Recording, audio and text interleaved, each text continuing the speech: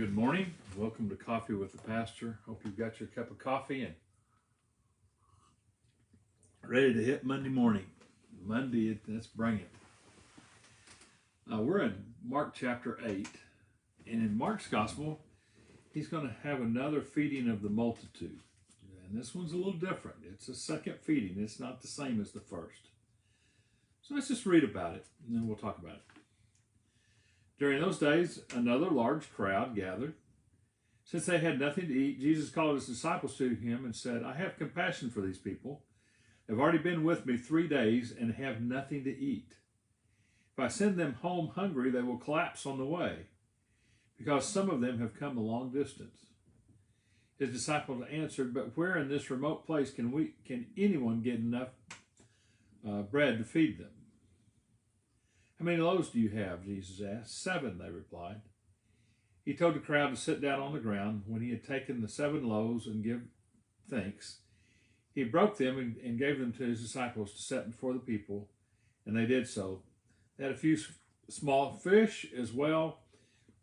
He gave thanks for them also and told the disciples to distribute them. The people ate and were satisfied. Afterward, the disciples picked up 7 basketfuls of broken pieces that were left over. About 4,000 men were present, and having sent them away, he got into the boat with his disciples and went to the region of Dalmanutha. We've got an issue. The crowds have followed Jesus. He's went to a remote area. They followed him there.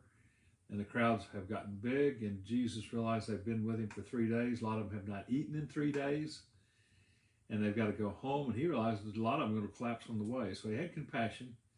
So he said, we need to feed them. And again, the disciples, rather than remembering the last one, said, okay, where are we going to get bread? And that's one thing a lot of people have pointed out. If Jesus was attracting thousands, which he was, out in the countryside, there wouldn't have been enough bread in all those little towns to be able to feed all these folks. I mean, there just wouldn't have been enough. And so that would have been a waste of time, plus the money. And so Jesus said, okay, what we got? We got 7 loaves. Last time they had 5 loaves. And they had 2 fish last time. And this time it says it has a few fish. So he blessed it. The people ate. The people were all satisfied. There were 7 basketfuls left over, whereas the last one, there were 12 basketfuls.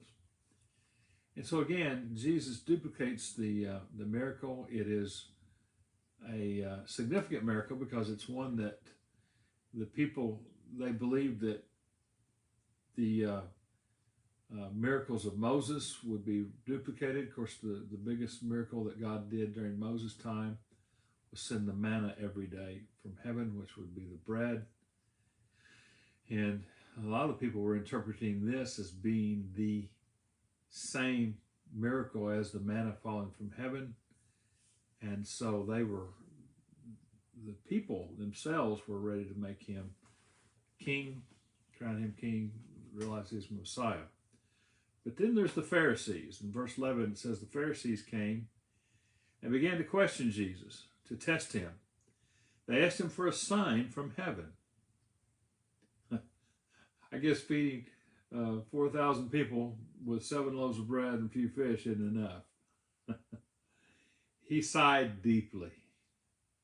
He said, why does this generation ask for a miraculous sign? I tell you the truth, no sign will be given to it. Then he left them, got back into the boat, and crossed to the other side.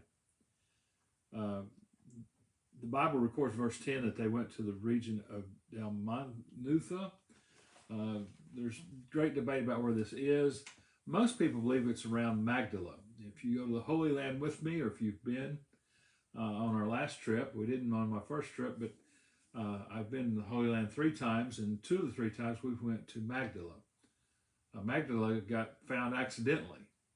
They were building a Catholic retreat center there and hit something and realized that they had run into Magdala. So they moved the retreat center over, and they are digging up Magdala now. You can go there. It's an active archaeological site. We will go there in December to Magdala. But a lot of people think that's where it is. If it wasn't there, it was in that region. And but the Pharisees came up to Jesus. Oh, by the way, that's where Mary Magdalene would be from. But the Pharisees came up and said, well, we've heard about these signs you've been given. We've heard about the bread like that. Show one for us, and so we can believe. And Jesus just kind of sighed and said, no, I'm not going to give you a miraculous sign. He says, why does this generation want a miraculous sign? And they wanted to show. And I doubt they would have believed if he'd have given them one. They were bent upon their beliefs, not upon being faced with the facts. In fact, one of the temptations that Jesus had was that Satan told him that he'd go up to the Temple Mount, jump off, the angels would catch him. And Jesus said, no, we're not going to tempt the Lord God like that. And he also said, you know, basically Jesus said, I'm not in this for the show business. And he never was. He was always trying to get his message out. And sometimes the miracles got in the way of that. But he told him he wouldn't. And that's one of the things I think we have to talk about today. Can you follow Jesus without a miraculous sign? Do you have to have a miracle to follow Jesus? Or will you follow Jesus because it's just the right thing to do? I like the response of Shadrach, Meshach, and Abednego. You remember King Nebuchadnezzar, when they were in the exile, had brought Shadrach, Meshach, and Abednego, and he had built this big idol, and at the music he wanted everybody to bow down and worship it. Shadrach, Meshach, and Abednego didn't bow down to idols. They didn't worship idols, so they refused. And the penalty for that was that they would be thrown in the fiery furnace. And people told them and said, these three guys are not following your edict. They're not bowing down at the music, and they're not worshiping. So I had them brought before him, and King Nebuchadnezzar asked them, you know, you must not have heard me right. I said, either bow down to this idol or you go to the fiery furnace. And he said, so we're going to play it again. And if you don't bow down, you're going to the fiery furnace.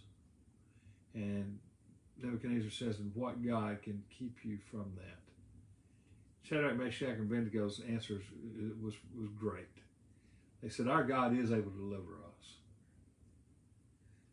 But they also said something else. They said, but even if he doesn't, we're not bowing down to your idol. I believe God does miracles for us. I believe he can do miracles. I believe he has done miracles.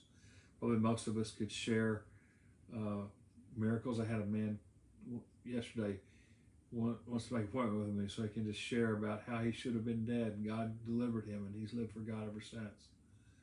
A lot of us have stories like that where things should have happened and God's miraculously intervened. But we need a faith that is mature enough to say, I don't need a miraculous sign to follow God.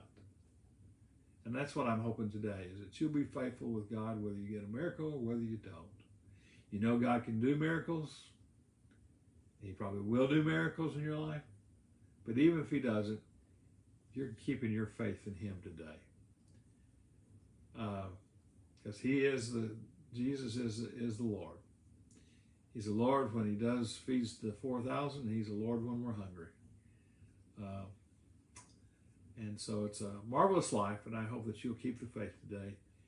And I'll see you tomorrow, and we'll continue in chapter 8. Bye now.